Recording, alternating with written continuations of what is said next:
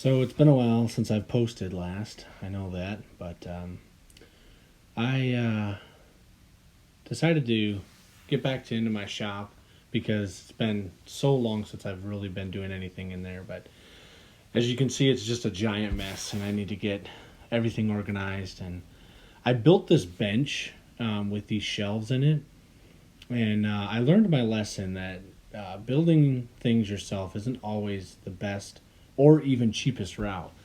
So I ended up finding these bins just at a local hardware store that fit, or I had to adjust the bench to make them fit, but it worked out almost perfectly. All I had to do was adjust my main rails, and they fit on there, like I said, almost perfectly.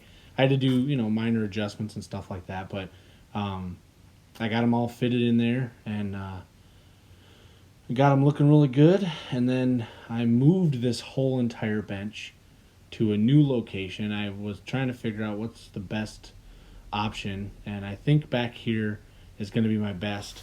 That workbench along that back wall, I think, is going to be modified in the future, but I have so many projects I need to get done. I just needed to clean up my shop, make a workable space so that I can actually get some projects done and get them out of my shop.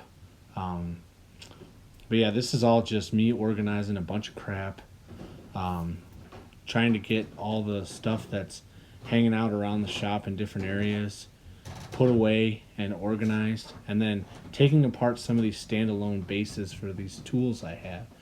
Like, as you can see there, my table saw and my bandsaw needed to be just taken off the base and put away or put somewhere else so that I can get rid of that base and conserve some of my space, because I don't have the biggest shop, and some of the stuff is going to be actually going to a new location. I cleaned out, as part of our renovating our house, I cleaned out the basement of our house, and so we're going to have a lot more storage space down there. But as you can see, just getting all this taken care of. So thanks a lot, guys. We'll talk to you next time.